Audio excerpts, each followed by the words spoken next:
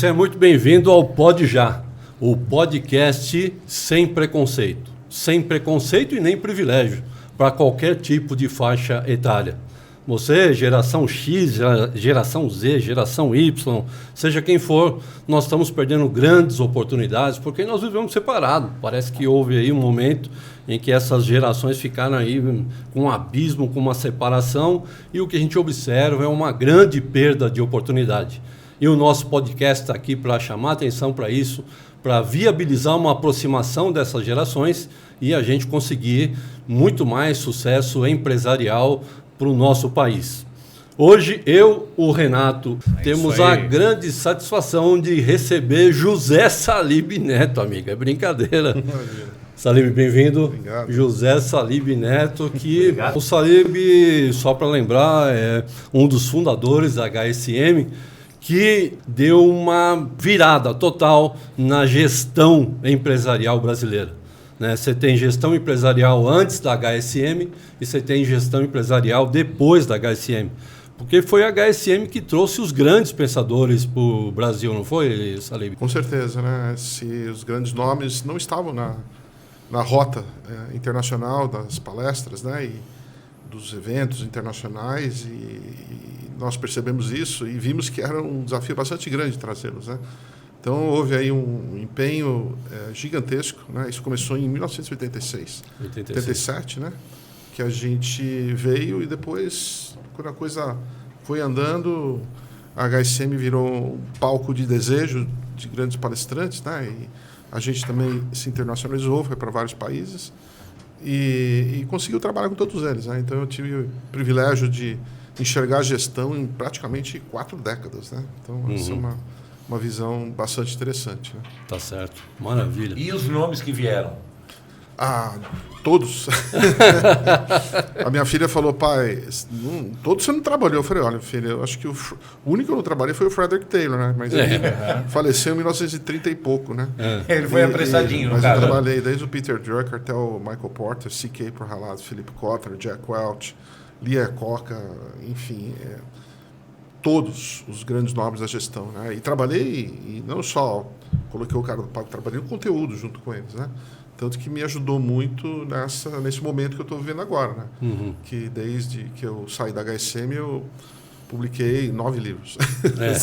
Fantástico.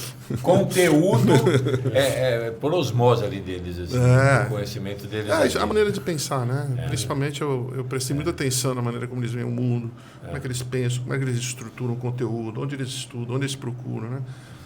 A minha relação com o Kotler começa aos 26 anos, que era o primeiro nome que a HSM queria trazer.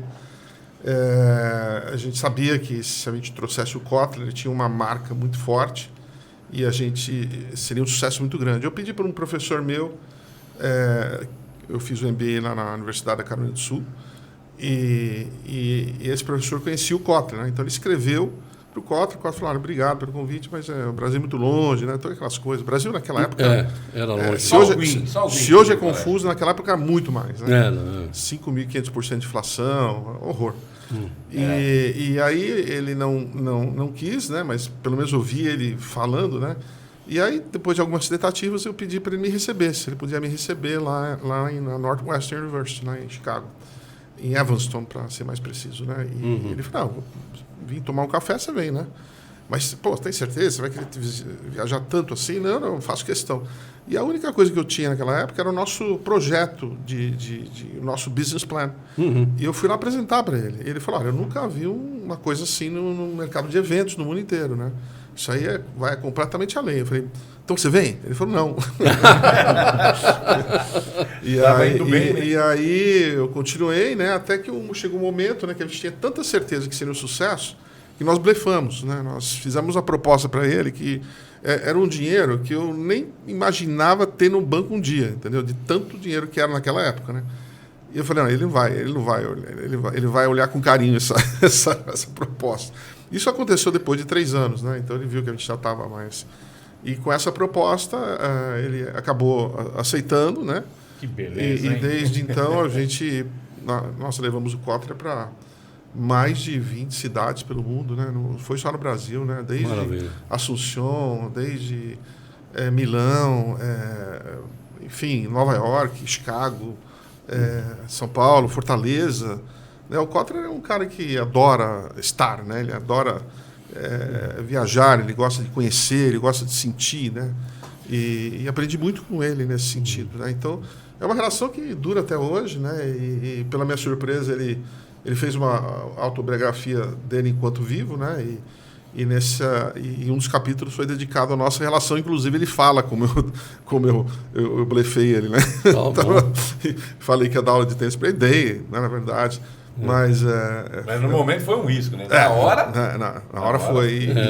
E aí até hoje, ele está com 92 anos, está super bem, escrevendo, trabalhando, dando palestras, fazendo consultoria, viajando menos, né? Porque a idade um pouquinho, né? E Salib, e passando essa fase de ouro da gestão do ponto de vista de você construir toda uma metodologia que envolve a gestão, que a gente pode chamar de era dos gurus. Os gurus estão envelhecendo, né?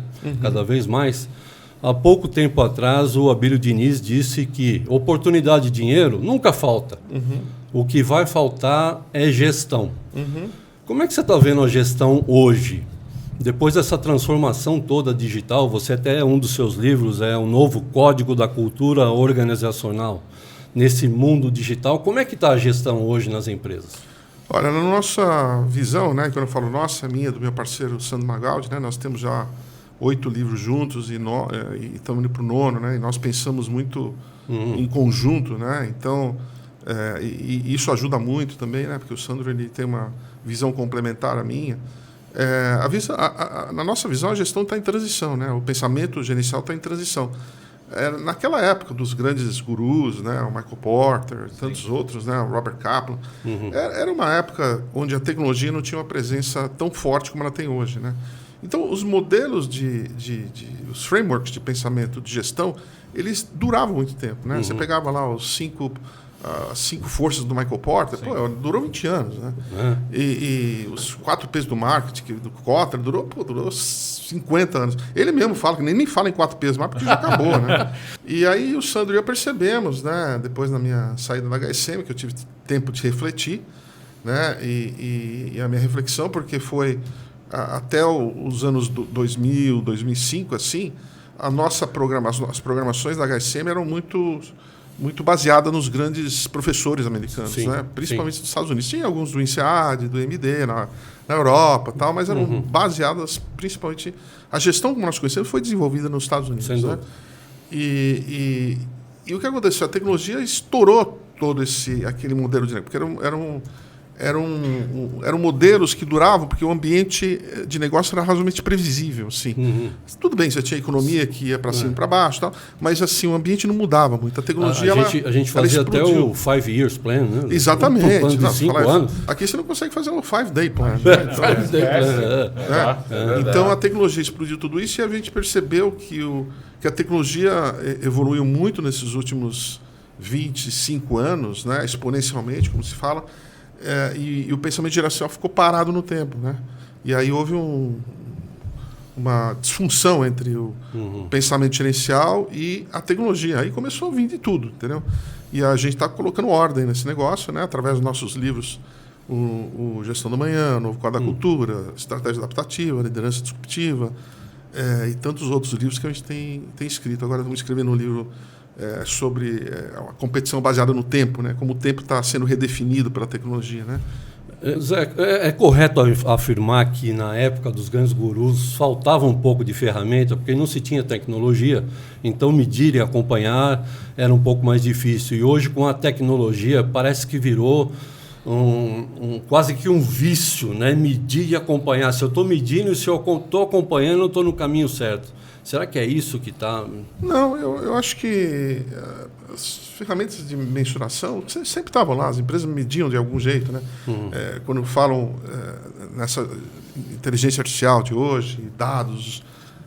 eu fazia isso na cozinha da HSM, né? Só que a gente fazia à mão, né? O que nós temos hoje é a tecnologia, né? A gente tinha lá 20 garotos fazendo todos os nossos algoritmos. Né? Era tudo na mão. Né? E hoje são os sistemas que fazem. Então, os modelos de pensamento gerencial que nós desenvolvemos no passado, não todos, mas a maioria deles ficou obsoleto, né? Ficou obsoleto. Tem pensamentos, tem modelos ainda que duram até hoje, né? Você pega o conceito ampliado do produto do Theodore Levitt, né? Você pega os pensamentos do Peter Drucker. Não tem um pensamento do Peter Drucker que ficou desatualizado. Nenhum. É impressionante. Parece que ele escreveu pensando em 1.000, 2.000, 3.000 anos, né? Mas grande parte deles, né, e principalmente na estratégia, como nós conhecemos, ele ficou parado no tempo, né? Porque a estratégia, como nós conhecemos, ela vem da palavra estratégia, lá do grego, que significa liderança militar. Então, é um matando o outro, né? E a gente sabe hoje, né, que é importante saber o que o cliente faz, mas a inovação proprietária, né, é mais importante que isso, né? O foco no cliente para começar e não o foco no concorrente para começar. O foco nos dois é importante, mas o começo do foco é o cliente, né? Então, isso que a tecnologia nos trouxe. Então, muitos desses modelos que foram desenvolvidos no passado, né, foram baseados nesse modelo da concorrência entre empresas, né? E aí que a gente tem escrito, né? E aparentemente o mercado tem aceito bem, porque as avaliações dos nossos livros aí na Amazon é tudo 4.8 para cima, até 5, né? E nenhuma crítica, né? Então a gente está bastante feliz com isso. Mas a gente está tendo que desvendar campos que a gente nunca tocou, né? Então tem sido uma jornada bem legal. E na tua opinião, Salib, o jogo corporativo ele é jogado no dia a dia na média gerência, né? Se você pegar as 10 maiores marcas, as mais valiosas do mundo, são todos caras acima de 50 anos. Todos eles são da geração de prata, né? Com exceção do Zuckerberg, que está ali no meio deles, porque a empresa é dele, né? Então ele está ali no meio. Mas o jogo está sendo jogado ali na média gerência, né? E ali você vê muita geração X e geração Y se debatendo. Por quê? Aliás, geração Z e Y se debatendo. Por que a geração de prata perdeu tanto espaço no mundo organizacional? Eu acho que a tecnologia ajudou a potencializar isso, né? Porque as empresas que são mais que vieram para disruptar muito desses setores, eles vieram da área de tecnologia, lá do Silicon Valley, já começando com o próprio Steve Jobs, lá com 19 anos, né? Lembrando, você que gosta de marketing, eu sou muito amigo do Rich McKenna, que foi mentor dele durante 25 anos, ele falou que o Steve Jobs entrou descalço na sala dele e botou a pé na mesa. Então, assim, muito disso veio do próprio Bill Gates, né? Que perceberam. Então, parecia que os jovens tinham a resposta para tudo, né? E aí eu acho que a gente entrou nesse mundo da velhofobia, né? Parece que os mais experientes não têm, né? Mas eu discordo completamente, né? Para começar com o Peter Drucker, que escreveu os melhores livros dele acima dos 80 anos, né? O Philip Kotler está com 92 e já publicou mais de 72 livros e continua escrevendo. O Jorge Paulo Lema está mudando a cultura da AB InBev sozinho, quer dizer, não é sozinho, né? Ele que está liderando, né? Junto com o grupo dele, mas ele que tomou a liderança disso. Você pega o Reed Hastings da Netflix, tem 63 anos. Então, é uma visão muito pobre, que eu acho, né? De você simplesmente descartar a experiência, né? Porque só a experiência, né? De você fazer, tomar decisões, como ver, como gerir pessoas, né? E a moçada hoje não sabe. Então, o que acontece, né? A gente pegou um mundo aí muito próspero por causa da tecnologia, aí, de repente, vem uma inflaçãozinha aí e, pô, os caras não sabem o que fazer, cara. Mandou 11 mil embora, 20 mil embora, 30 mil embora, sabe? Então, acho que aí que entra, né? Eu não gosto desse tipo de empresa que manda 11 mil embora, entendeu? Eu acho que empresa boa é aquela empresa que mantém... tá bem ou tá mal, mantém, entendeu? Faz um ajuste aqui e ali, mas eu não gosto. Então, acho que agora eles estão tendo a prova, né? Então, essas startups todas, muitas morrendo, né? Por falta de capital, porque o capital era abundante, né? Ele vinha através da tecnologia, então todo mundo queria investir em tecnologia. Então, o capital vinha, né? Você já vi cada investimento em cada loucura, né? Que você fala, cara, isso aí não tem sentido, né? Você sabe que eu vejo também muita gente em palestras, e aí eu estou falando quem tem conteúdo de verdade, você vê muitas palestras que as pessoas inventam situações, tentam de qualquer maneira exterminar processos, e as pessoas vão atrás desse caminho, né? Puta, o meu objetivo longe de processo é o que eu quero, é o que eu quero. E lembrando, Steve Jobs, eu li no livro dele que ele deixou escrito, lembrando no começo que ele aprendeu com o pai dele, que era marceneiro, o pai que o criou, né? Que era marceneiro, que cuidava da gaveta por dentro, assim, né? Ele falou, o móvel não tem que ser bonito só por fora, ele tem que ser bonito por dentro também. E aí ele trouxe isso. Isso fala assim, ó, se você não aprender lá a base disso tudo, por exemplo, o que a gente fala hoje que ficou para trás pelos 4 P's do marketing, eu concordo, mas eu não concordo que a pessoa tenha que achar que hoje não vale a pena conhecer os 4 P's do marketing. Exatamente. E é o que acontece. Exatamente. Não existem mais os 4 P's. Qualquer palestrante, qualquer um faz um showzinho, esqueça, não existe mais os 4. E aí a pessoa não tem aquilo. A pessoa não tem aquele apoio, a pessoa não tem aquele chão. O Sebastião Salgado, uma vez ele respondendo como se faz uma ótima fotografia, como se faz uma... Ele falou, primeiro você tem que conhecer a máquina muito bem, tudo dela. Depois que você conhecer a máquina, para que serve cada botãozinho, cada regulagem que você dá de asa de filme, cada movimento que você faz, aí você vai pensar naquela foto que não sei. Não, hoje eu já quero chegar com as melhores ideias, com as melhores fotos, que não sei, e eu passo por processo, e eu acho que a gente está nesse momento. Essas empresas fazendo essas demissões aí de 11 mil, 10 mil, assim, extremamente gritante. É assim. verdade. Então, assim, causa... fica um ambiente de desconfiança, né? Fala, pô, a gente está lutando para criar um ambiente de confiança, de repente vem em uma canetada, o cara consegue mandar 11 mil embora. Como é que é possível? Por que não 11 mil em um, né? Ou por que não 10.999? Então fica com uns números meio... É um absurdo, né? Porque a experiência é tudo, né? Você estava falando do Steve Jobs. Pô, o cara é fora da curva, né? Já nasceu fora da curva, 19 anos, né? Tem até uma brincadeira falando que um filho de um amigo meu falou, pai, eu não quero ir para a faculdade porque o Steve Jobs não foi. Ele falou, então faz o seguinte, faz o que ele fez primeiro, depois você sai da faculdade. Ele já mudou o modelo de educação, né? Ele fez a faculdade, só que ele fez do jeito dele. Exatamente. Ele não obedecia grade de... Ele ia para a sala que estava dando aula que ele ia para aquele clube dos semicondutores lá do Silicon Valley. Ele se metia lá e fez a faculdade do jeito que ele... Que é o ensino moderno de hoje, né? Hoje se pensa nisso, né? Até numa ideia mais construtiva.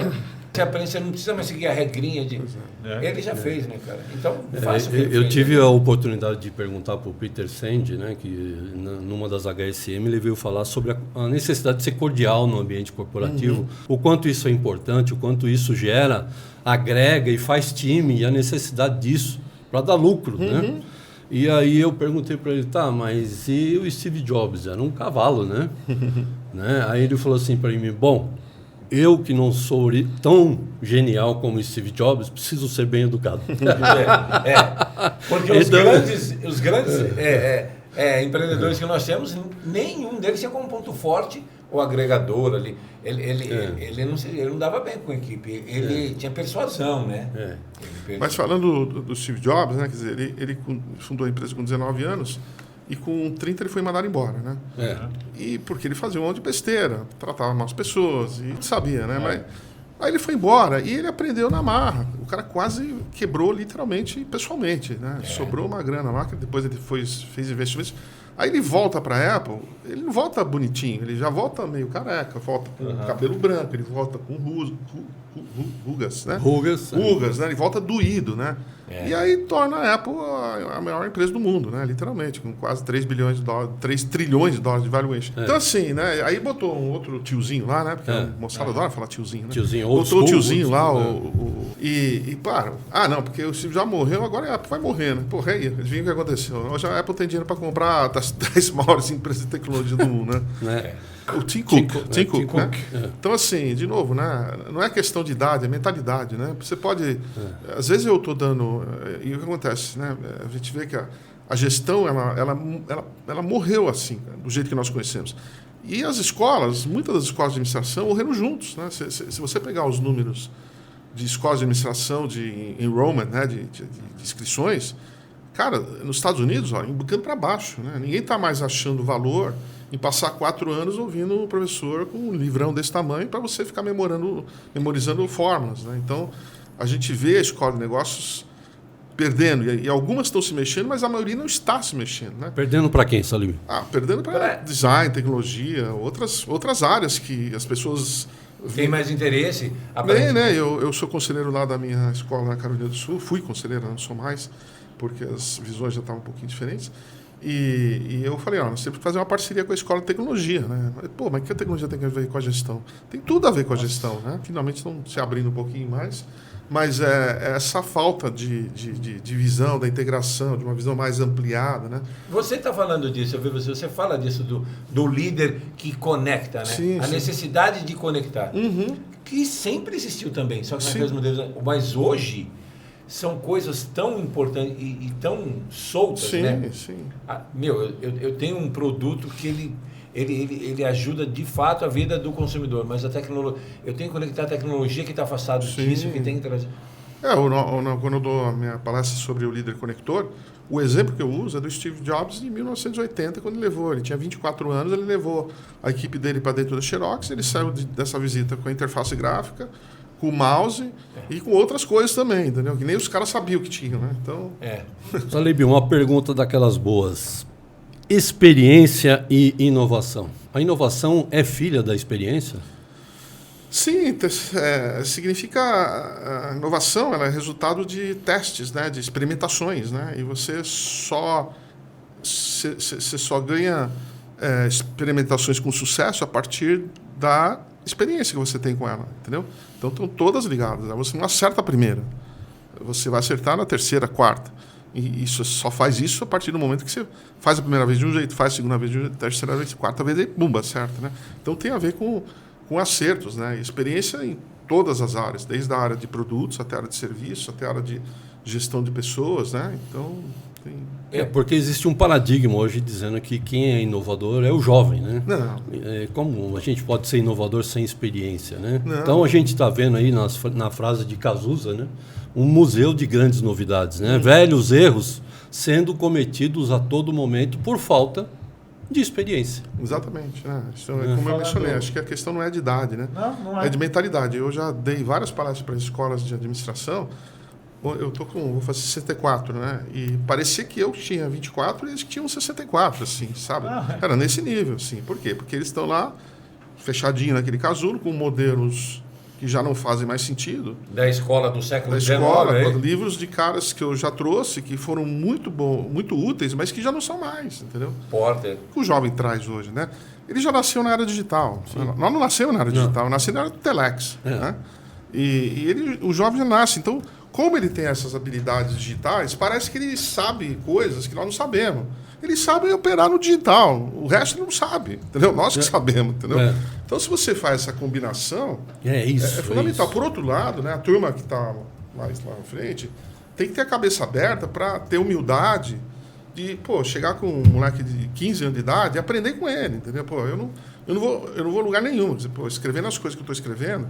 Cara, minha filha, que tem 25 anos, que se formou na Arizona State em cultura digital, em comunicação, tecnologia, ela está grudada em mim, entendeu? Então, sim, se você potencializa os dois, né, são os dois, não é nenhum nem outro, entendeu? Você não pode descartar a experiência, mas a experiência também tem que saber se atualizar e o jovem tem que saber, ter a humildade também de aprender o que é gestão, o que é liderança. Por exemplo, o nosso livro de liderança agora, que a gente lançou, tá bombando. Por quê? Porque não se escrevia um livro de liderança há 10 anos, entendeu? Todo mundo esqueceu que você precisa de um líder, né? Das habilidades e novas habilidades, né? O mundo digital nos trouxe novas habilidades. Não basta aquelas habilidades tradicionais, que são importantes e fundamentais. Só que ela trouxe, que nem o computador todo dia de manhã, eu falei, você quer dar uma atualizada no computador? E a gente tem que se atualizar também. Então, essa junção dos dois, e um ajudando o outro, isso aí torna uma empresa assim... Muito forte, né? Muito forte. Hoje eu ouço falar muito... A Amazon, né? Tudo bem que eles tiveram agora uma queda forte, porque é natural do mundo da tecnologia, mas a Amazon, ela acredita muito no pessoal mais velho, né? Eles têm programas para as pessoas mais velhas. Isso que é bacana. Tem gente já dando certo nisso. Muito, né? Sim, tem programas para os militares, né? Os caras têm uma disciplina feroz. Tem que saber buscar a qualidade nas pessoas e não começar a generalizar, né? Nós soubemos fazer isso, não foi, Salib? Fazendo os programas de trainee, os programas de estagiários. Quer dizer, nós trouxemos essa geração nova para o ambiente organizacional, introduzimos esse pessoal e demos a oportunidade. Né? Agora é hora deles também dar essa oportunidade de a gente contribuir com a nossa experiência. Né? Sem paradigma, porque esse negócio de falar, não, mas a pessoa que tem mais idade é teimoso. Não, pera. Teimoso é perfil de personalidade. Você já é teimoso com 2 anos de idade. Não é? Então não tem essa questão. Pode ser que a gente tenha menos paciência. Mas aí é que entra o jovem com toda a sabedoria que ele tem. Junto os dois. Né? Meus jovens, eu sinto que assim, eu vejo, né? Eu tenho falado para alguns jovens. E o que mais me assusta é quando eu pergunto quem sabe quem é o Peter Drucker, ninguém levanta a mão, cara. Cara, eu tenho uma angústia, que eu começo a passar mal, cara. Assim. Falo, porque vocês estão trabalhando no mundo empresarial, você não sabe quem é o Peter Drucker, cara. Tá brincando, vai vender pipoca na praia. Com total segurança de que não sei, não preciso saber. Exatamente, tem mais essa. O cara era um tiozão que falava de... Eu não preciso saber, né? Tem uma coisa, Betão, que é uma coisa antiga, mas a gente tá vendo falar muito. E tem um ponto ali que me chama a atenção. Inovação e... A pessoa fala, a gente precisa conversar sobre criatividade e processo inovador. Isso é um tema da gestão. Criatividade e processo inovador. Vamos falar sobre isso. E aí tem um ponto que fala que é preciso deixar claro aqui que errar faz parte do processo. O errar, ele agiliza a criatividade. Então vamos errar o mais rápido possível para que a gente possa chegar no nosso ponto de criatividade. O errar, ter assim, errar faz parte, eu percebo que, eu acho que por falta dessa base, parece uma frase que traz ousadia, né? Mas é muito mais fácil de 50, ou com uma idade... Saber fazer isso, encarar isso, aceitar isso, do que o mais novo. O mais novo, o que está voando baixo, o que está naquela fase dos 30, alguma coisa assim, ele não aceita essa coisa do o errar faz parte tão fácil como se parece. Não tem essa facilidade assim. Eu não sei, mas eu seria tão ousado, né? Isso tem a ver com ousadia, isso tem a ver com ímpeto. Não, cara. Eu acho que isso tem a ver com condições. O errar traz, a gente sabe por experiência que o errar nos ensina muito. A gente sabe por experiência que a gente aprende muito mais quando está no fundo do poço do que quando está no topo da montanha. Mas para aprender isso, lá se foram nossos cabelos, lá se foram muita coisa. Mas na hora da ousadia eles não sabem. E aí, Alberto, eu tenho uma dúvida. Será que quando a gente tinha 20 e poucos anos, a gente tratava bem as pessoas mais velhas? Poxa, nesse sentido? Eu lembro que sim, pô. Cara pode ser, esse cara trabalhando comigo. O pessoal tinha sempre ídolos, buscando um mentor, né? Eu tive vários, né? Eu também tive. Lá no Harmonia, né? Meu clube, eu tive a oportunidade de ter caras bem mais velhos que eu e eu procurei aprender muito com eles. Né? Porque você sabia, você ouvia essas pessoas, você estava com essas pessoas. Em que momento, né? Assim que essa ruptura trouxe? E eu acho assim, tem uma coisa que eu não sei em que parte da psicologia, do trauma, tá aí. A gente vai falar um pouquinho da nossa administração que a gente está lá na ponta, né? Então, um exemplo que eu trago muito de um bom vendedor, quando a gente está falando de um comunicador, é o feirante, né? E aí tem na história do feirante que ele vende mais aquela fruta que ele gosta. Ele tem que vender figo. Se coloca um cara que não gosta de figo, ele não vende bem, cara. Ele não vende bem aquele figo. Então, assim, você tem que ter alguém ali que gosta de fazer aquela venda. E aí eu fico pensando nesse ponto, assim, né? Que momento que a gente perdeu mão disso, assim, Você tem um vídeo, Salib, que diz só sobre essa questão da por que as inovações hoje dão tão errado. Por que, Salib? Dentro dessa questão que o Renato está colocando aí. Olha, porque... Bom, primeiro a gente tem que definir o que é exatamente inovação, né? Para saber, né? Então, se eu estou lembrando bem do meu slide, né? A inovação é algo que você... aquele conceito do Peter Drucker, né, criado, que é o jobs to be done. Né? Qual é o trabalho que você quer que seja feito que determina a sua decisão de gastos? Simples assim. Qual é o trabalho que o cliente quer que seja feito que determina a sua decisão de gastos? E esse trabalho pode ser em economizar tempo, pode ser em entregar mais rápido, pode ser de uma maneira mais prática. Né? Então já começa por aí. E hoje, com esse aparato tecnológico que nós temos, Pô, é fácil você criar um monte, criar um porco tocando ópera aqui, cantando ópera. Você pode criar tudo, mas, pô, serve para alguma coisa, né? Até tem uma matéria na Harvard Review, né? E na capa tá lá um tênis, né, mais usado e um suporte de tênis. Fala, você precisa do suporte de tênis? Pô, deixa o tênis no chão, pô. Entendeu? Tem então tecnologias que não fazem a gente né? tem muitos aparatos hoje que, de repente, nos fazem ficar distante do que realmente o cliente está precisando, entendeu? É simples assim, né? Aí responde essa pergunta do Renato. Acho que foi nesse momento que houve a desconexão, quando eu perdi o cliente como foco principal. Exatamente. Você tem várias empresas que fazem aplicativos maravilhosos. Pô, o pessoal da tecnologia se junta. Puta, essa função aqui, não sei o quê. Pô, mas vai lá para o cliente, o cara olha para aquele negócio, cara, fica apavorado, entendeu? Então, você vê vários grandes aplicativos que não são usados porque não foi feito para o cliente, foi feito para o cara que fez. Como? E aquilo que você disse lá no teu vídeo, né? O cliente não quer a broca, ele quer o furo. Exatamente. O Theodore Levitt, né? Lá atrás. Ele não quer uma broca de 5 milímetros, ele quer um buraco de 5 milímetros, né? Então, os conceitos de inovação lá criados pelo Peter Drucker, a maneira como ele vê, né? É fundamental, né? E eu uso um simples exemplo, né? Da questão do... Quando veio o iPod, antes do iPod veio aquela empresa que fez que se aproveitou do streaming, né? E acabou sendo fechada pelo governo americano. E o Steve Jobs percebeu, né, que através do iPod você poderia comprar agora uma música, 2 músicas, 3 músicas. Peter Drucker fala, né? O que o cliente compra normalmente é diferente da razão que a empresa vende. Então, a empresa que fazia CD achava que não vendendo CD. Mas está comprando uma música, né?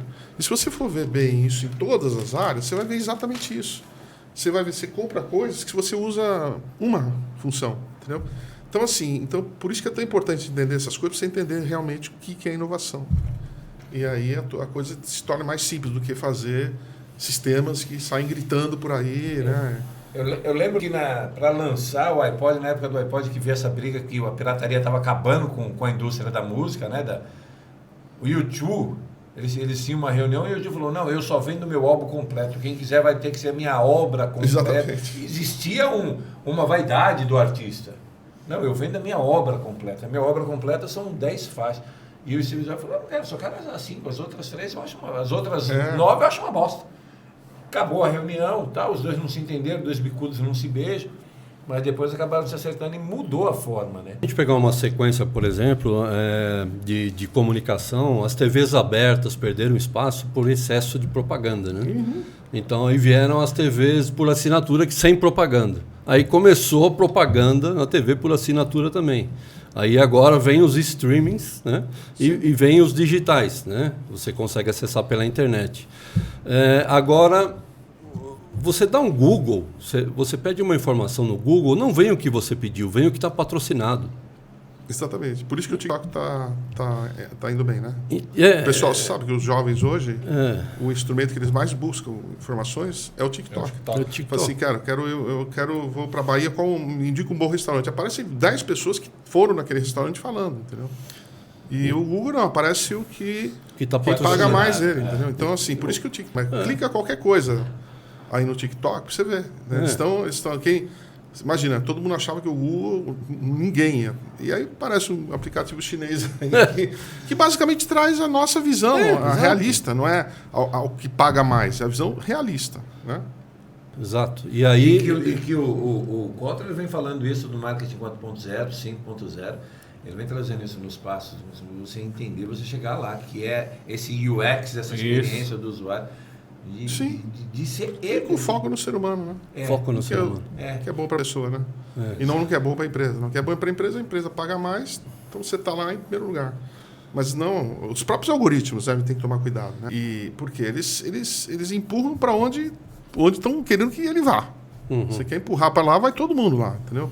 E aí não dá, por exemplo, eu quando compro livros, eu ainda compro naquelas livrarias que não aqui no Brasil, não fora, né? Que as poucas que sobraram, que não conseguiram reinventar seu modelo de negócio, porque você acha coisa lá que o algoritmo não aparece. Por quê? Porque é pouco, é pequenininho ainda. Ele está começando ainda. Então você só vai saber pelo algoritmo a hora que tiver todo mundo lá, mas aí já é tarde, pô. Entendeu? Aí já é tarde, né? Eu tomei uma decisão na minha vida, né? Depois que eu saí da HSM, né? E foi uma decisão gozada, né? Primeiro, eu saí sem tomar decisão nenhuma. E depois eu me abri um pouco, né? E eu tinha uma frustração, porque foi duro para mim ver aqueles heróis que eu convivi durante tantos anos, né? Perderem espaço. Cara, tinham caras que entravam na HSM, tremia o auditório. Cara, as teorias desses caras hoje não estão mais, entendeu? E aquilo me machucou muito, né? E eu fui tentar explicar isso num livro chamado Gestão do Amanhã, né? Que talvez é o livro mais vendido da história de gestão do país, né? Eu nunca imaginei isso. Foi um desabafo, né? E escrevemos junto com o Sandro. E então, o que as empresas estão... Eu acho que a gente acordou as empresas aqui para dizer para elas que, primeiro, que a gestão é importante. Segundo, que a gestão estava obsoleta. A gente estava com um modelo de gestão anterior. Terceiro, que não tinha gestão nenhuma, era só tecnologia, né? Então a gente está colocando um pouco de ordem, né? Então, hoje o meu foco é escrever livros, principalmente livros. A gente já está no 10º agora escrevendo, focando no tempo, né? E dar palestras, workshops. Então eu influencio muito as empresas através de palestras e workshops. Não faço consultoria, mentoria. Eu já tive minha dose de reuniões na vida, né? Então, na HSM, a gente começava toda segunda-feira uma reunião de 6 horas. Então, eu falei, cara, nunca mais eu quero participar. Primeira coisa que quando eu saí da HSM, a minha primeira coisa que eu falei, eu nunca mais vou fazer uma reunião. A Gestão de Amanhã saiu depois de um ano sabático, do seu período que você... Na verdade, não deu para tirar o sabático, né? Eu queria tirar, mas não deu. E ele saiu, na verdade, era para ser um artigo, né? E virou um livro, e aí esse livro começou a explodir e me levou para lugares que nem eu imaginava, porque eu nunca quis ser palestrante, né? Eu tinha horror do palco, eu tinha pavor de ficar na frente das pessoas. Você deu palestra na HSM a primeira vez sim, agora, né? Sim, depois e fui convidado por mérito. Foi duro. Os meus próprios colegas... Ele entrou agora. Cara, o Salib ficou 30 anos aqui e não deu uma palestra. Que negócio é esse que ele está dando palestra, né? E aí, pô, fui convidado, né? Horário nobre, melhor horário. E ainda botaram um palco redondo, né? E eu nunca tinha dado palestra num palco redondo. Então, e no final fiquei lá, dei 50 voltas, né? Falando para o público inteiro. Hoje eu estou super fluente, né? E eu digo, o dia que o celular me superar numa palestra, é hora de eu parar. Porque até agora eu estou batendo no celular. Ninguém pisca e ninguém olha no celular quando eu falo. Show. Então, enquanto está isso... Mas para isso eu trabalho duro, né? Continuo estudando, continuo sendo relevante. Tenho amigos de todas as idades, desde o Peter Drucker com 92 anos até um garoto chamado Moleiro. O moleque tem 500 mil de seguidores, né? E ele fala de finanças, né? Nós fomos para Goiás agora, não, para Cuiabá, dar uma palestra no grande evento da FenaBrave, né? E eram os dois principais palestrantes, eu com 64 e ele com 14, né? Quando eu falo com ele, cara, eu não sei se eu fico assim, entusiasmado ou se eu tenho um pouco de pena. Eu falei, cara, porra, vai ser jovem. Aliás, foi o conselho que eu dei para ele. Seja jovem também, é legal isso aí. Quanto é tempo? Mas aproveita para ser jovem, né? Ganhar dinheiro, você vai poder ganhar pro resto da vida, mas ser jovem acontece só um período. Então, seja jovem, faça isso. Então, até quando entrei no palco, eu falei, pessoal, olha, eu não sou avô dele. Sou deixar claro, né? Vamos deixar claro. Salib, motor 1 e motor 2, você fala disso no Gestão do Amanhã, em que momento você fala que a empresa tem necessidade de ter um motor 1 e um motor 2 funcionando ao mesmo tempo? Ideia maravilhosa. Então isso vem lá daquele pensamento estratégico, né? Um dos temas que mais vendia na HSM era estratégia, tanto que eu convivi com todos os grandes estrategistas, né? Principalmente o Prahala, do C.K. Prahala, do Michael Porter, né? O Vijay Govindarajan, os grandes caras o Igor Ansoff, né? Lá de trás, né? Que falava de estratégia, né? Só que eu via, né, que no mundo que nós vivemos, né, dirigido pela tecnologia, hoje produtos e serviços ficam obsoletos mais rapidamente, né? Certo. Eles vivem menos tempo, né? Ciclo de vida menor. Esse ciclo de vida é menor. E o que acontecia, né? No modelo de estratégia tradicional, a inovação estava lá num lugar distante. Eu lembro que eu entrava nas empresas assim, diretor de inovação, como só ele inovasse, né? A gente percebeu que as empresas que estão despontando são aquelas empresas que têm inovação e a estratégia juntas, cada vez mais casadas, né? Que a gente chama de motor 1, motor 2, né? Motor 1, que é o dia a dia, faturamento, problemas, gestão e tal. E o motor 2, que é inovação de cultura. E elas andam juntas, elas não andam mais separadas. Porque o futuro, como já diz o Peter Drucker, né, o futuro já não é mais como antigamente. Aliás, qualquer frase inteligente a gente atribui ao Peter Drucker. Todo, né? Mas o futuro não é mais como não sei nem se foi ele que falou, mas bota que foi ele que falou. Né? Então a gente... Esse é o conceito da inovação e da estratégia andarem juntas. Né? Você não dá para distanciar. E tem que saber fazer como. Juntas, mas separadas, mas ao mesmo tempo interligadas. Né? E quem faz muito bem isso é o Magazine Luiza, né? Esse que é o motor 2 que a gente fala. E isso tem alguma coisa a ver com a tal da pivotagem que o pessoal da startup fala tanto? Olha, pode ser, né? Depende, né? Acho que dentro do motor 2 você pode ter inovações que realmente causam alguma ruptura grande, né? A gente nunca sabe, né? Mas, você tem lá no Google, o carro autodirigível foi feito lá no Google X, que é o motor 2 do Google, né? Então você tem coisas, né? Você tem lá o motor 2 lá da Amazon, que os caras fizeram um Alexa, entendeu? Então, essas pivotagens podem acontecer lá dentro, né? Então, E tem que ser gerenciado, tem que ser coordenado separados. Eles têm que ter a mesma potência, com o motor 1 e 2 de um avião, assim, eles precisam, mas separados. Separados, mas interligados. Por um gestor. Separados e interligados. Esse gestor geralmente é o CEO, né? Ou a CEO da empresa. Mas o dia a dia deles aqui... são coisas diferentes. Isso tem, por exemplo, o Magalu, por exemplo, eles têm inovações de curto prazo, inovações de médio prazo, inovações de longo prazo. A inovação, como diz o Peter Drucker, não é algo que você faz de vez em quando, boas ideias. Tem uma rotina ali, né? É uma constante. É uma constante, é uma disciplina. Uma disciplina. A inovação, uma consciência, né? A inovação acontece a partir do momento que você coloca as coisas de uma maneira disciplinada. A inovação acontece, entendeu? Não são ideias que você tem. Por exemplo, se você for basear a tua vida em ideias, fica todo mundo doido, cara. Você está trabalhando, parece, vi um aplicativo aqui no metaverso. Por isso que está todo mundo hoje, a saúde mental das pessoas está indo para o saco, porque ninguém aguenta mais. E aí a gente começou a ver, né, a partir do momento que nós fomos entregar para o Jorge Paulo Lema o nosso livro Gestão da Manhã, e ele nos fala assim, olha, achei do cacete isso aqui, mas nós não estamos fazendo isso. Né? Isso aconteceu em 2018. O que eu faço? Né? Eu levei um susto, né?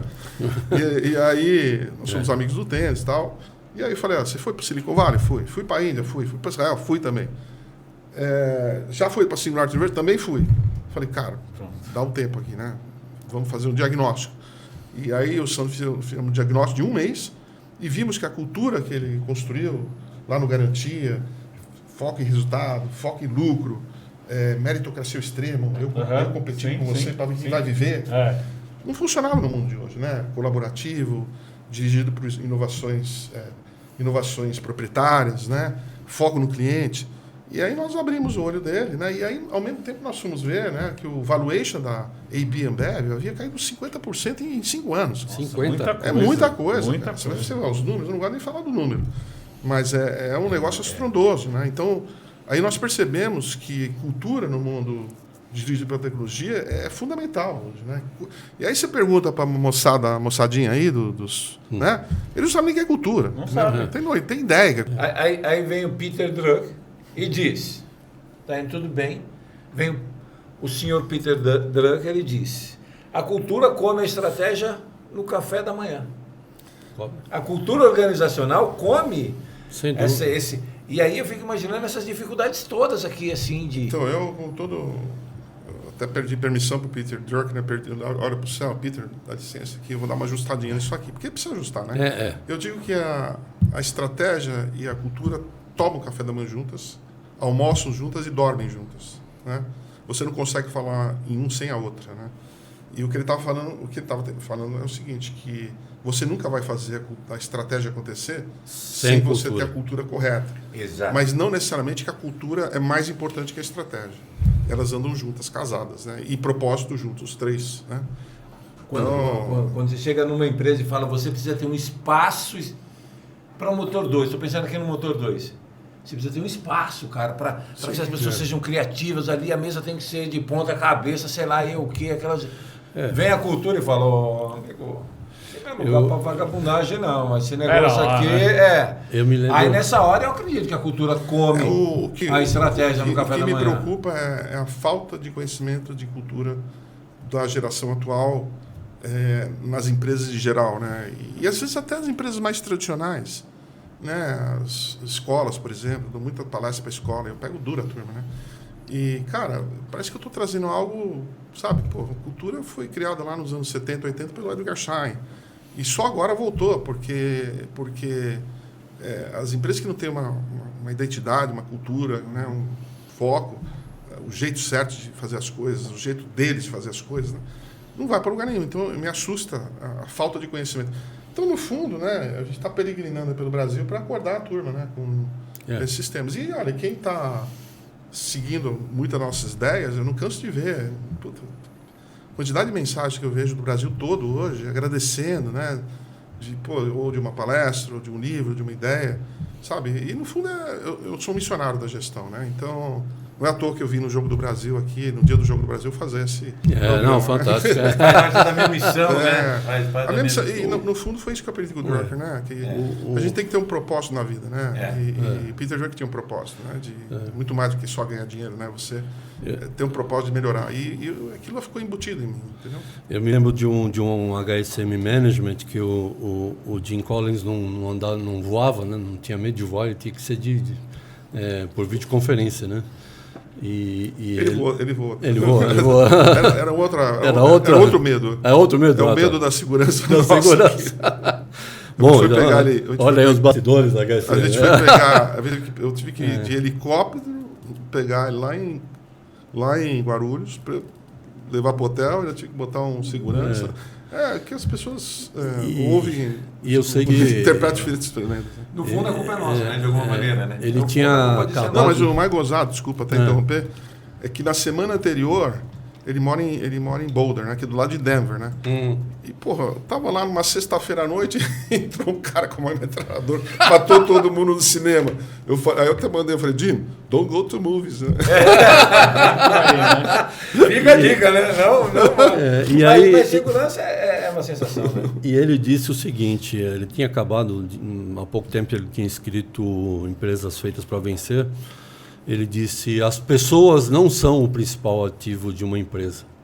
E aí 5.000 pessoas, né? Ficaram em silêncio, né? Porque esse cara está dizendo, né? Aí ele falou, as pessoas certas é que são. Exatamente. E as pessoas certas estão envolvidas nesse caldo da cultura. É esse caldo da cultura que faz as pessoas certas, porque, né? Senão a coisa não acontece. Eu já tive experiências traumáticas, né? De contratar pessoas com um currículo maravilhoso, um passado profissional fantástico, mas que não tinha o fit com a gente, né? E aí você fica impressionado com o currículo e esquece do fit, entendeu? E aí, é um desastre, né? A hora que você ficou perdendo conhecimento. A hora que você erra a cultura, cara, para consertar, por isso que é tão delicada, porque se você erra a cultura, cara, você erra tudo. Você erra motor 1, motor 2, você erra processo, erra inovação, erra tudo, cara. Por isso que eu digo, tudo começa na cultura da empresa. Eu com o maior respeito aqui ao Great Place to Work, eu vejo esse prêmio com uma certa ironia, porque a melhor empresa para se trabalhar é aquela onde existe uma cultura que você se adapta. Não é? Então não dá para dar o prêmio para a melhor empresa para se trabalhar, né? A melhor empresa para se trabalhar é aquela onde se forma um time, onde as pessoas se dão bem, onde as pessoas enxergam um propósito e tocam as coisas para frente. Agora, como é o ambiente lá dentro, são as pessoas que estão decidindo. Não é isso? Salib, o que é a quarta revolução industrial? Tem gente que não lembra nem da primeira, né? Olha, não é tão difícil, né? Vamos então, antes de responder na quarta, vamos falar da primeira. Primeira, vamos. Primeira que já começa com motor a vapor, né? Vapor. Criado lá na Inglaterra. Motor a combustão na Inglaterra, né? E a partir disso vem um cientista, né, chamado Frederick Taylor, que escreve o primeiro livro de gestão já escrito, né? Chama Gestão Científica. Então, a gestão científica e a primeira revolução industrial vieram juntas, né? Depois ela vai evoluindo, foi a eletrificação, né? A Ford, você, como Ford, assim, você pode comprar qualquer Ford contanto que seja preto, né? Sim, exatamente. Maravilhoso, né? Depois você vem a computação, a era da computação dos anos 60, com o mainframe da IBM, e depois você tem essa explosão que acontece, a gente usa os anos 2000 como referência, onde a própria computação entra no DNA, na biologia, essas coisas todas. Então, houve uma junção. E é exatamente isso que nós estamos vivendo agora, né? A quarta revolução industrial, e olha, fiquem atentos, porque a quinta vai chegar mais rápido, né? Porque o que está acontecendo hoje, computação quântica... Já visto de longe.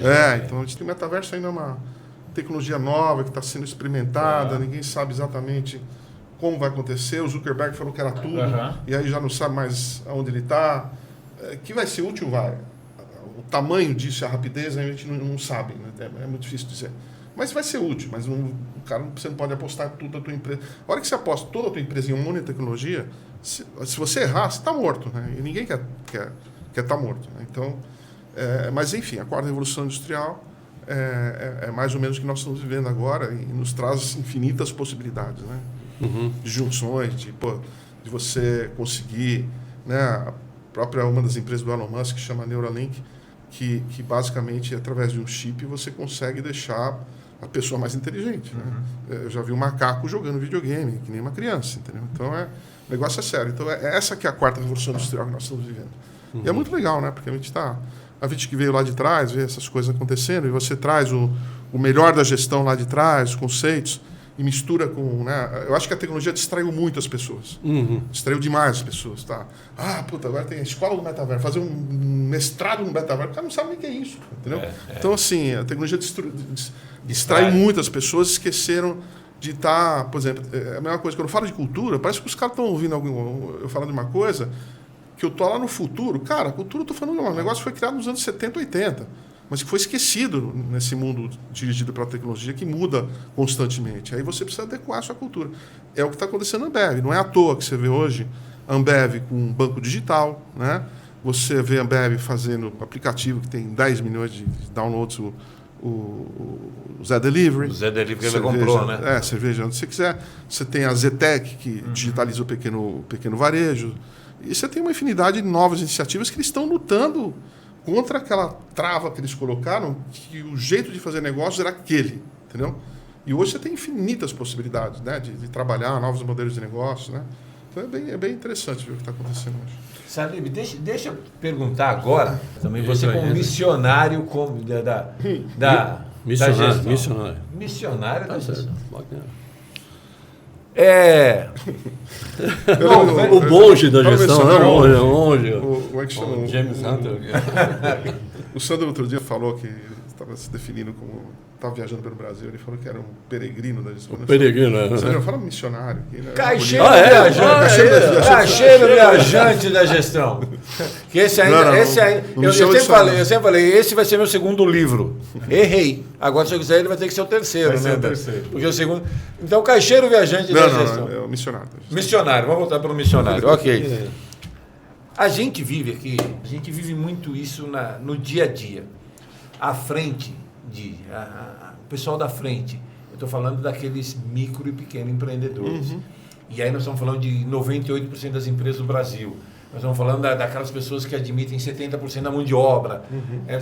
É uma loucura tal. E essa gestão toda não chega lá, parece que ela tem um quê de elitizada, um quê... A gente tem que traduzir isso para o dia a dia. Aí a gente já foi contratado várias vezes por grandes escolas para que a gente pudesse falar de empreendedorismo. Primeira, aí você pega, as pessoas vêm com a grade. Primeira coisa que se ensina para empreendedorismo, para essas pessoas que querem começar ali o seu trabalho. Nós vamos aprender uma coisa, plano de negócio. Porra, plano de negócio é ferramenta de gestão. Não tem empreendedorismo, é atitude. Aí já começa por aí. Aí tem instituições que estão aí, que são muito conhecidas e que estão atuando há 60 anos, 50 anos, e que dizem há 50 anos, 60 anos, a mesma frase. 80% das empresas fecham a cada 5 anos. Porra, mas você não está aí? 80%. E você não... O que você tem feito? Me ajuda aí! Parece a torcida contra o Neymar, né? Meu Deus, é ótimo exemplo. É ótimo.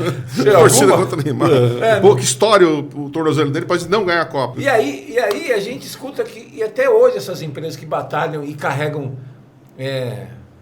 o piano nas costas, E as pessoas falam assim, eu decidi minha vida, eu vou sair do meu trabalho e eu agora, você Empreendedor. você abriu uma loja de bolos, eu sou confeiteiro e tal, e aí ele contrata pessoas, ele compra equipamentos, ele compra, mas essa gestão não chega lá, velho. Assim, aí a gente fala com eles ali de uma outra gestão, assim. De sobrevivência, talvez. E você olha para isso, eu estou imaginando você olhar para isso aqui, e a gestão que a gente está falando agora, por exemplo, do metaverso que trouxe, que é uma coisa... Eu sinto isso tão distante daquele exército. Como é que a gente faz? Como é que você acha que tem que ter uma tradução, uma adequação da gestão para que essa pequena empresa possa usar? Ou essa pessoa que tem que acordar para esse mundo da gestão? Olha, primeiro, faça esses pequenos empreendedores lerem, né? Lerem livros importantes, né? Pode ser o meu, pode ser o do Peter Diamandis, tem coisas muito legais aí que vão ajudá-los a acordar. A segunda é mostrando que pequeninas empresas podem fazer isso, né? Você tem casos de pizzarias que tem inteligência, ou você compra inteligência artificial, essas coisas, por peanuts, né? E, pô, você sabe, pô, quem está comendo o quê, quem comprou, quem não comprou, você consegue ter uma visão do negócio muito mais sistemática, né, e numérica do que você tinha, que nem você está falando. Hoje você tem todas essas questões. E custa barato, a tecnologia ela fica cada vez mais... Tem o caso de uma pizzaria, acho que em Fortaleza, o Sandro que gosta de falar dessa pizzaria. Cara, é impressionante assim, a produtividade deles, sabendo usar, mas não adianta fugir dessas coisas, tem que aprender, né? Aí você chega para o cara que faz bolo. Cara, você precisa ler. Se for sobre bolo, se for... exatamente. Não, eu quero fazer, mas não gosto disso. Mas o bolo é a mercadoria, né? Outra metade é o modelo de negócio. Como é que você entrega? Se o cliente está gostando do bolo, se ele quer o ingrediente... Mas por que a gente atravessa décadas com esse desafio? Se a mulher que compra, se o cara que compra... Aliás, e a tecnologia, os CRMs da vida hoje estão muito parados. Por que a gente atravessa décadas nessa briga e parece que é uma barreira que... Mas por que você atravessa décadas? A escola, a gestão, todos envolvidos com gestão, a gente não consegue passar essa barreira e chegar numa gestão, porque, cara, você tem... É o lado humano, assim. Você também deve conhecer muita gente que não leu um livro, não teve acesso a nenhuma educação nos interiorzão do Brasil, e o cara faz uma gestão brilhante. Tem pessoas que nasceram já com dom, né? Com uma condição... Porque que nem falavam assim, pô, mas o Jack Welch conseguiu fazer 10 unidades diferentes de negócio, né? Uma não tem nada a ver com a outra, mas ele é o Jack Welch, né? Eu acho que nós temos realmente um problema cultural, sem dúvida nenhuma, educacional no nosso país. A falta de hábito de leitura, né? Cara, o que você está lendo, né? O que você leu nos últimos 6 meses? Puta, eu não li lá o Monge Executivo. Fala, cara, brincadeira, né? Então vai ler primeiro, depois vem fazer curso, né? Eu me lembro quando eu entrei... Não tem como pular esse processo, né? Quando eu entrei na PUC em 84, hein, já faz um tempinho. Eita! Aí o nosso professor lá de matemática financeira falou, vocês vão ter dificuldade na minha matéria, né? Puxa, que animador, né? Ele falou, porque vocês têm ignorância acumulada, o que eu posso fazer? Mas a matemática é a matemática, eu não tenho como facilitar a matemática. Então, acho que também nós passamos por toda essa dificuldade, mas a gente não pode perder a esperança, né? Tem que divulgar. As possibilidades de negócios hoje são grandes. Pô, e aí é que a tecnologia ajuda muito, que ela dá na mão, né? Hoje eu tenho... Hoje a nossa boutique, né, e ela vai ficar desse tamanho, eu, a Cristiana, minha filha, o Sandro e o comercial. E a gente quer ficar só nós 4, né? E a gente trabalha com o Brasil inteiro. A gente tem maneira de se comunicar com o Brasil inteiro, literalmente. Né? Com redes sociais, com todos esses instrumentos que fazem a nossa vida ficar infinitamente mais fácil. Antigamente, para você fazer o que a gente faz, tinha que ter 20, 30 pessoas na empresa para fazer o que a gente faz hoje com algumas parcerias, né? Então, a gente tem possibilidades de fazer negócios hoje fantásticas, como a gente nunca teve. Agora, se o cara quer ficar fazendo do mesmo jeito que ele sempre fez... Acho que fica uma mensagem principal, essa questão da ruptura, né? da integração das gerações. Foi um momento assim... que deu uma luz aqui, foi quando as empresas perderam o foco no cliente. E eu acho que a nossa geração pode ajudar muito nesse aspecto. Exatamente. Né? E eu vi o Regis McKenna lamentando lá no HSM, dizendo, olha, quando eu escrevi sobre o CRM, que é o Customer Relationship Management, a gente não tinha tecnologia. E hoje a gente tem tecnologia e continua não conhecendo o cliente. Né? O Stanrad do Maxi Marketing, lembra disso? Escreveu nos anos 80. 80. O marketing one-to-one, né? Nos anos 80. E hoje é possível. Hoje é possível. Então, precisamos voltar a ter foco no cliente, né? A entender o que ele quer. Isso nunca vai ficar velho. Não. Né? E né? Qual é o trabalho que a gente quer ser? Um conselho seu para a geração de prata conseguir quebrar essa barreira e voltar para o ambiente organizacional, o que precisa ser feito? Olha, para começar, acho que não quero ficar vendendo livro aqui, né? Mas acho que nossos livros são o resultado de um esforço de procurar melhorar as empresas de décadas, né, de trabalho, andando com os caras certos, né? Acho que os nossos livros trazem isso, né? A gente, dentro de cada livro nosso, tem 3 horas de conteúdo audiovisual, a gente traz pessoas para dentro, né? Esse novo líder de liderança que nós temos, a liderança disruptiva, tem lá o Charan falando, você tem o David Durst falando, você tem o John Days falando, você tem o Pedro Bueno falando, você tem o Guilherme Horn falando, então a gente, assim, nós não somos donos da verdade. Na verdade, a gente procura identificar o que está acontecendo que ninguém percebeu, entendeu? É isso que é o nosso trabalho, né? E para ajudar mais empresas a fazer isso. Então, assim, as possibilidades são inúmeras hoje. Agora, o maior perigo de tudo é ficar parado, né, cara? Não tem nada pior do que ficar parado, né? Ficou parado hoje, o mundo é cruel. Mas o cara que... O prateado, o brilhante, que vê essa loucura dessa tecnologia atropelando, em algum lugar eu tenho a impressão que ele tem, acho que é interessante essa pergunta, ele é competitivo?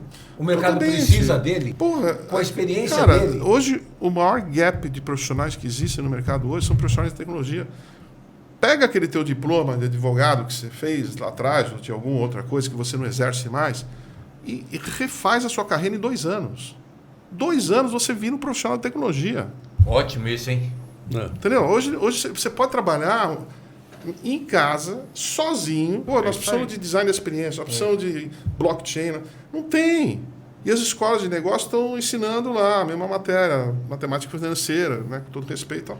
Mas o mundo quer outra coisa. Então, existe um gap nas... Cara, eu acabei de vir de Camboriú, 3 empresas pequenas, né, de 30, 40 pessoas cada uma.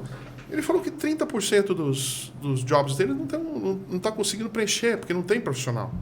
Então, tá faltando a turma geração de prata e a geração brilhante, a botar as sandálias de humildade e falar assim, cara, eu vou me refazer, né? E, ficar 2 anos... Hoje você não precisa de uma faculdade de 4 anos para se refazer. Basta... Às vezes, em 1 ano você consegue. Mas achar que, entendeu?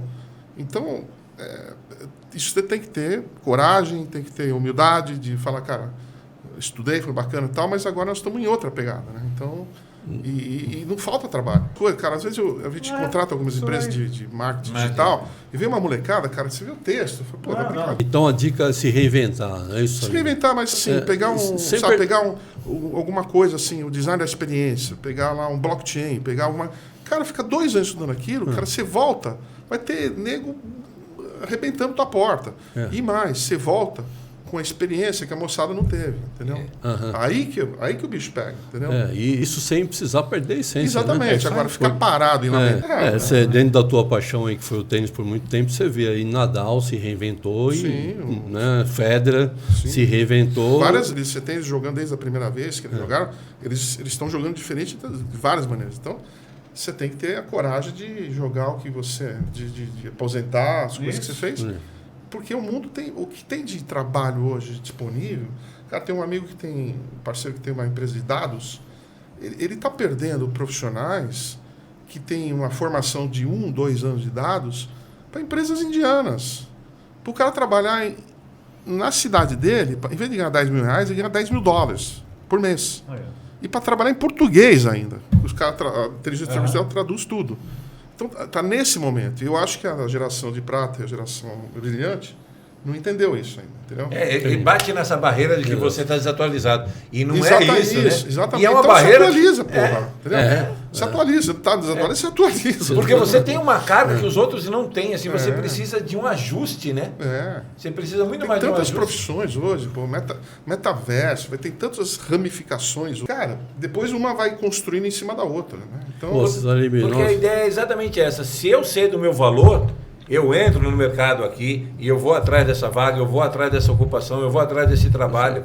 Porque, como uma vez a gente falou, nem todo mundo que é grisalho ou prateado ou brilhante quer ser empreendedor, não tem essa vontade. Ele quer voltar a trabalhar numa corporação e ok. E ótimo. E o cara que foi diretor, ele pode entrar no nível médio gerencial aqui, rasgando a empresa no meio. Isso aí. Né? Então, assim, você é competitivo, né? Você pode, assim, o mercado precisa de você. Porque existe essa barreira. Mas ele precisa de um novo você, não um velho você, né? O velho você, ele Dá vai... um F5 aí nesse velho você, ele vai estar embutido no novo você com a sua sabedoria, entendeu? Com a sua sabedoria. Aí vai fazer coisas... Um novo você com a sua sabedoria. Exatamente. Então, olha aí, ficou o recado do Salib. Pode já se reinventar. E aí você vai conseguir uma excelente oportunidade. Salib, foi um grande prazer te receber. Salib, obrigado. Com certeza você vai ter que voltar, porque daria para ficar conversando com você uns 3 dias. O papo é muito bom. A gente também vai passar os seus contatos. Parabéns pela iniciativa, né? Eu acho que estava faltando alguma coisa nesse sentido, porque, pô, a gente vai viver muito tempo ainda, né? Vamos. Vai viver muito tempo, né? Hoje você tem um... A hora que você encontra o Kotler, cara, o cara sai correndo, assim, com 92 anos. Então, assim, cara, você vai passar a tua vida aí no teu almocinho de domingo, os caras te olhando com pena, cara? Né? Acorda, meu. Qualquer um tem oportunidade de aprender. Né? Você vai para uma EdTech hoje, em um ano você já sai com um job para fazer 1000 coisas. E a partir daí você vai se reconstruindo e reinventando. Porque a partir do momento que você fala assim, estou aposentado, você morreu. Você está morto. Cara. Você vai demorar 1 ano, você vai ter um AVC, alguma coisa. A natureza não aceita nada parado, né? Nada. É que nem um caminhão, velho. Se você não para, você desce. Você não para, não fica. E a medicina garante que o cara que vai viver 120 anos já nasceu, né? Exatamente. Então, 60 é metade do caminho. Eu falo isso na abertura dos meus eventos. Salib, show. Valeu. Obrigado.